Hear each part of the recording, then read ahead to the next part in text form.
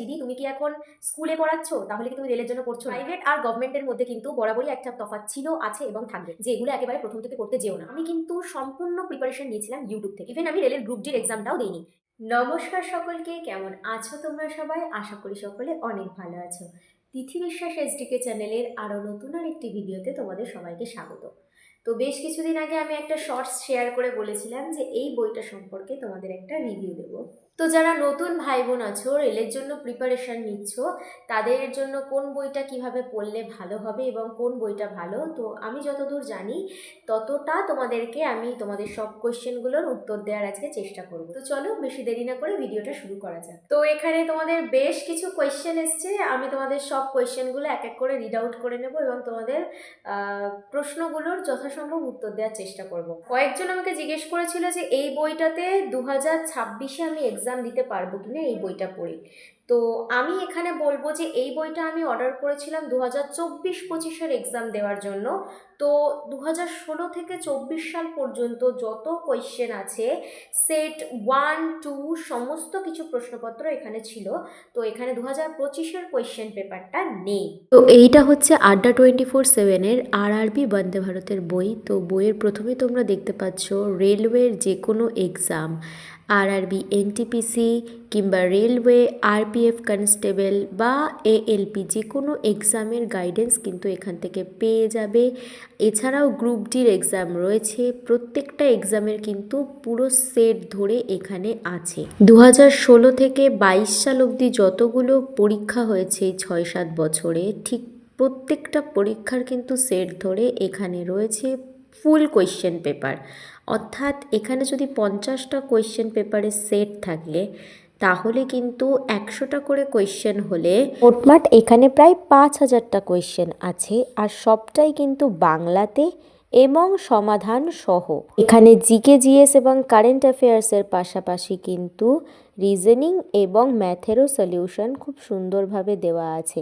প্রত্যেকটা সলিউশন কিন্তু তোমরা এখান থেকে দেখে নিতে পারবে। ছাড়াও কিন্তু এখানে রেলে CBT2 এর টেস্টের কোয়েশ্চেনগুলো কিন্তু পুরো ধরে দেওয়া আছে। তো মোটামুটি বইটা এক কথায় কিন্তু অনবদ্য এবং অসাধারণ। এই বইটা যদি আমাদের কাছে থাকে তো রেলে কেমন ধরনের কি কোয়েশ্চেন আসবে কি না আসবে, মোটামুটি 2 মাস প্র্যাকটিস করলে এক একটা সেট করে আমরা কিন্তু বুঝে যেতে পারবো যে কোয়েশ্চেনের প্যাটার্ন কিংবা কোয়েশ্চেনের ধরন কেমন ছিল এবং আমাদেরকে কিভাবে প্রিপারেশন নিতে হবে। পরের একটি ভিডিওতে আমি তোমাদের সাথে শেয়ার করব যে বইটা আমি কিভাবে পারচেস করেছি। তো সবার প্রথমে আমার কাছে যে প্রশ্নটা এসছে সেটা হচ্ছে, দিদি তুমি কি এখন স্কুলে পড়াচ্ছ, তাহলে কি তুমি রেলের জন্য পড়ছো না?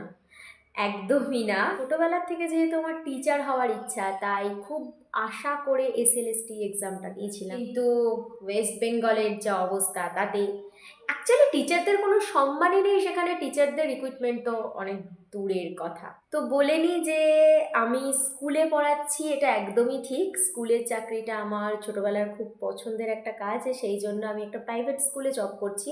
কিন্তু প্রাইভেট আর গভর্নমেন্টের মধ্যে কিন্তু বরাবরই একটা তফাৎ ছিল, আছে এবং থাকবে। তাই আমি প্রাইভেট স্কুলে চাকরি করার পাশাপাশি আমি আমার গভর্নমেন্ট এক্সামের প্রিপারেশানগুলো নিচ্ছি।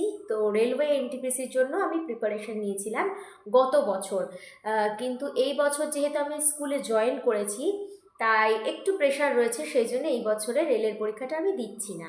আমি দিচ্ছি না, কিন্তু এনটিপিসির এক্সাম আমি দিয়েছিলাম আর তার রিভিউ তোমাদের সাথে শেয়ার করেছিলাম। কারেন্ট অ্যাফেয়ার্স থেকে কিন্তু প্রচুর কোয়েশ্চেন আছে, তো সেগুলোকে তোমার কিভাবে রিড করতে হবে, যেমন আমি সেই সময় করেছিলাম কি, যে মোটামুটি জিকে জিএস যেগুলো হয় সেগুলো মোবাইল দেখে দেখে আমি কভার আপ করেছিলাম।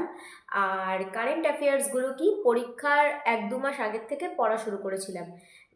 সারা বছরের যে কারেন্ট অ্যাফেয়ার্সগুলো আছে সেগুলো আমি পরীক্ষার আগে থেকে রিভিশন দেওয়া স্টার্ট করেছিলাম। তো প্রথমত আমি যেটা বলি সেটা হচ্ছে, আমি কিন্তু সম্পূর্ণ প্রিপারেশন নিয়েছিলাম ইউটিউব থেকে। তোমরা বাইরে কোথাও রেলের জন্য ভালো পড়াচ্ছে বা তোমাদের চেনা জানা কোনো ভালো জায়গা আছে, তার জন্য তোমরা বাইরে গিয়ে কিন্তু প্রিপারেশন নিতেই পারো। কিন্তু আমি তোমাদেরকে যেটা বলবো, যদি তোমরা একেবারে বিগিনার্স হও তাহলে বলবো তোমরা আগে রেলের সিলেবাসটাকে ভালো করে মোবাইলে সার্চ করো, তোমরা যেই শুধু রেল বলে না, তোমরা যেই গভর্নমেন্ট এক্সামটা দিতে চাইছো তোমরা আগে মোবাইলে সেটা ভালোভাবে সার্চ করো। আর এখন মোবাইলে, ইউটিউবে, গুগলে সব কিছু অ্যাভেলেবেল। তোমরা যদি একটু চাও তোমরা একটু সার্চ করে দেখে নিতেই পারো। তো আগে নিজের ক্যাপাসিটিটা বোঝো, সেই অনুযায়ী কিন্তু তারপরে তোমরা কোর্স পারচেস বা এগুলো করবে। তো আমি অবশ্যই সাজেস্ট করব যে এগুলো একেবারে প্রথম থেকে করতে যেও না। আগে ইউটিউব দেখে দেখে কিছু বেসিক ম্যাথ আছে, বেসিক জিকে আছে, রিজনিং আছে, সেগুলো কিন্তু চাইলে তোমরা প্র্যাকটিস করতে পারো। সেখানে কিন্তু সম্পূর্ণ ক্লাসটা ফ্রিতে করানো হয়। এরপর যদি তোমরা কিছু কোর্স পারচেস করতে চাও সেটা তোমরা তোমাদের অ্যাকর্ডিং তোমরা চুজ করে নিতে পারো। কিছু কিছু ভাই বোন আমাকে জিজ্ঞেস করছে যে দিদি তুমি ম্যাথ কোথা থেকে করছো, তুমি জিকে কোথা থেকে করছো। দেখো, আমি তোমাদেরকে কিন্তু কোনো একটা বইয়ের নাম সাজেস্ট করতে পারি, কিংবা আমার যতটুকু জানা সেটুকু আমি তোমাকে সাজেস্ট করতে পারি, কিন্তু আমার যেটা করে সুবিধা হবে সেটা তো তোমার সুবিধা নাও হতে পারে, তাই না? তো আগে বলবো নিজের চয়েস অ্যাকর্ডিং তুমি জিনিসগুলোকে সার্চ করো, তুমি জিনিসগুলোকে জানো। আমি কারোর পরে ভরসা করে থাকলাম, বা কেউ আমাকে একটা ইউটিউবে 4-5টা ভিডিও দেখে জেনে গেলাম, সে আমার পড়ার রুটিন কিংবা সিলেবাস সেট করে দিল, এটা কিন্তু হয় না। তো সবার আগে কিন্তু তোমাকে নিজেকেই এটা সেট করতে হবে। গভর্নমেন্ট এক্সাম দেওয়ার আগে আমাকে নিজেকে প্রিপেয়ার হতে হবে যে আমি কোন কোন এক্সামগুলো দেব। সেই অনুযায়ী আমি ইউটিউব থেকে কিংবা ইন্টারনেট থেকে তার সমস্ত কিছু তথ্যগুলোকে কালেক্ট করব। পরে গিয়ে আমি সেইভাবে স্টাডি প্রিপারেশন স্টার্ট করব। আরেকটা বন্ধু আমাকে জিজ্ঞেস করেছে যে আমি কি বই পড়বো নাকি ইউটিউব চ্যানেল ফলো করব। দেখো, অবশ্যই তোমাকে একটা ইউটিউব চ্যানেল ফলো করতেই হবে, এবং তুমি আরও 2-3টে ইউটিউব চ্যানেল ফলো করে দেখতেই পারো। তাহলে তুমি কি করবে, মানে তোমার নলেজটা গ্যাদার হবে। আর সাথে যদি তোমার এরকম একটা PYQ বই থাকে, নয়তো তুমি কিন্তু রেলওয়ে রিক্রুটমেন্টের এই চ্যালেঞ্জারটাও কিনতে পারো তোমরা। এর কিন্তু এখন একটা নতুন কালার এডিশন বেরিয়েছে, রেলওয়ে রিক্রুটমেন্ট চ্যানেল, এই চ্যালেঞ্জার। এই বইটা কিন্তু যথেষ্ট ভালো।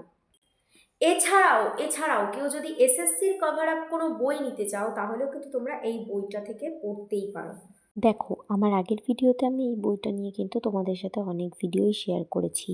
আসলে এই বইটা কিন্তু রেলওয়ে রিক্রুটমেন্টের জন্য হলেও বিগিনার্সদের জন্য কিন্তু এটাও একটা ভালো বই। এই বইটার নতুন কালার এডিশন এখন বেরিয়েছে এবং তাতে আরও অনেক কিছু ইনক্লুড করা হয়েছে। আর এই নতুন বইটার দাম 600 টাকার কাছাকাছি, এবং এই পুরনো বইটার দাম ছিল মাত্র 430 টাকা। কিন্তু এই নতুন যে বইটা তোমরা লোকাল যে কোনো মার্কেট থেকে কিন্তু 30% ডিসকাউন্টেও পেয়ে যেতে পারো।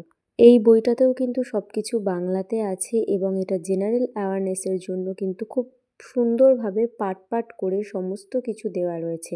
এছাড়াও তোমরা ছায়া প্রকাশনী অ্যাপ থেকে কিন্তু এই বইটার মক টেস্টগুলোও দিয়ে নিতে পারো।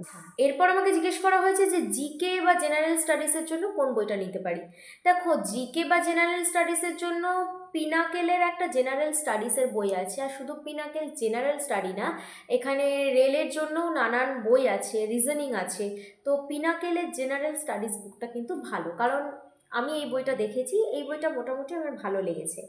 ছায়ার জিকে চ্যালেঞ্জারের বুকটাও ভালো, এখানে কিন্তু অনেকগুলোই প্রশ্নপত্র আছে আর সলভগুলোও কিন্তু খুব ভালোভাবে দেওয়া আছে। এছাড়াও আমাকে কয়েকজন জিজ্ঞেস করছে যে রিজনিংয়ের জন্য কি আলাদা কোনো বই কিনতে হবে। দেখো, রিজনিংটা কিন্তু খুব ইন্টারেস্টিং একটা সাবজেক্ট। এখানে কিন্তু লজিকের কাজটা বেশি হয়, ম্যাথের মতন, বাট এখানে কিন্তু লজিকটা বেশি লাগে।